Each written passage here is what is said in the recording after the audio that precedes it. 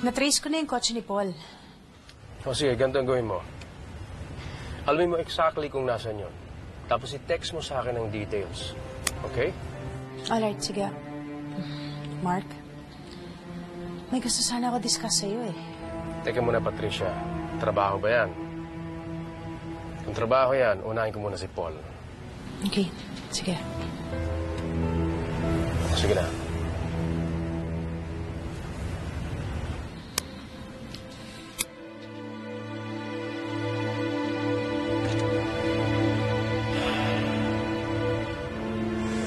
Alam mo, Paul, feeling ko talaga ako yung dahilan kung bakit sila nandito eh. Kasi diba, ever since namatay si Daddy, sunod-sunod yung pagbubanta sa amin. Paul, natatakot ako. Hindi naman siguro. Paul, may dala silang baril.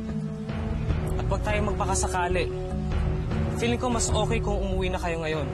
Kunin niyo muna yung gamit niyo, tapos dun sa may labasan, may jeep doon. Alam mo yan, Paul, di ba? May nag-aabang na driver doon. Pwede ko kayong ipahatid sa bahay namin. Ano, Paul? Sige, Candice. Tara. Salamat, Ingat kayo, Chris, ah. Ingat kayo. Thank you.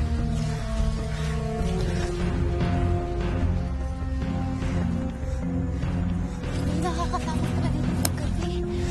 Kaya mo, Candice. Malapit na naman yung labasan eh. Ano yun? Huwag ka na maingay.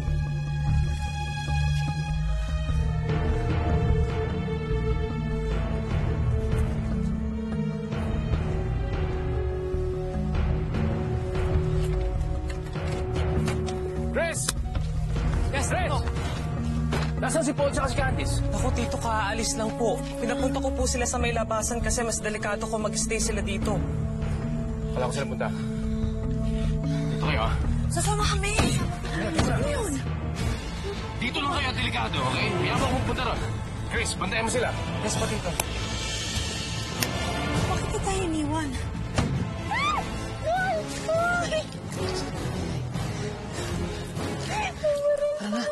Paul! Candice! Dito, Mark! Ang naghahanap sa inyo. Hindi kayo tayo. Ito tayo.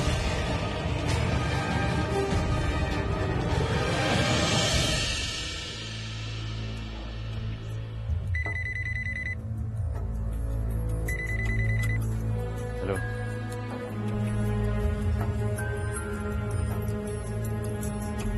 Ano?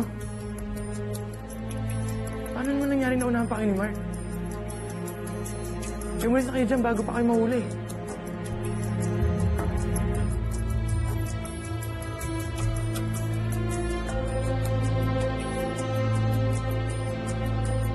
Hello? Christ, delikado pala dito eh. Ate, nagtas ka na. I'm so sorry, baby. Wali ka na. Dahil pwede tumagal dito. Okay? Let's go. Paps, ako thank you talaga sobra. No problema. Ingat po, Tita. Ingat po. Tito, ingat po. Sige, Chris, ingat ka dito, ha? Sige po.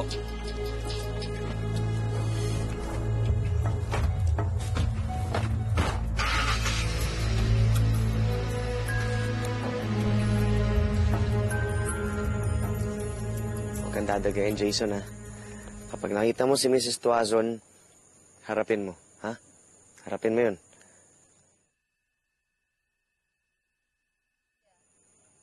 Andrea? Thank you po. Thank you so much. Maraming tulong, ma. Wala. Okay? Sige, ingat kayo, ha? Bawa na kami. Okay? Thank you rin, ma. Andrea? Hindi mo na kailangan sumigaw at hanapin ang pangalan niya. Uy, ayos. Bago ba to? Bigay ng mama ko yan. Mahilig sa shooting si Dad.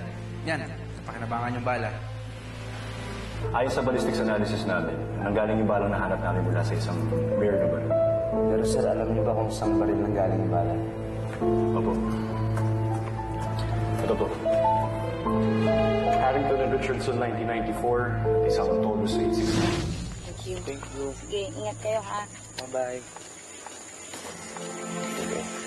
Candice. Thank you po. Yeah. Ano na kami? Let's go, Paul. have my 2 gems back. Salamat naman po at tapos po. Oh, nahanap na? Okay. Hayaan mo, tuloy pa rin yung plano. Sino yun? Si Donald. Natagpuan na raw si Andrea. Pati na rin si Candice at Paul. Pauwi na sila. Oh, huwag nang sasama yung loob mo. Ngayon pabalik na si Paul, pwede mo na ituloy yung plano mo sa kanya.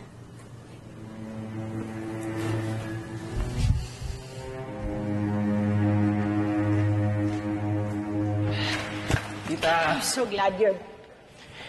Ay, naku. Mas masaya naman ako at naayos na ang lahat. Mukhang effective ang paghanap ninyo ni Christine. Congratulations. Thank you. Ito na ang resulta nun.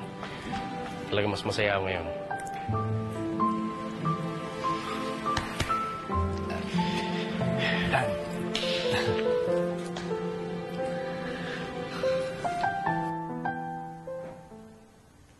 Nagsasaya silang lahat ngayon, Nay. Pero huwag kang mag-alala. Matutuloy pa rin natin yung kasal. At pag-iiganti pa rin ito.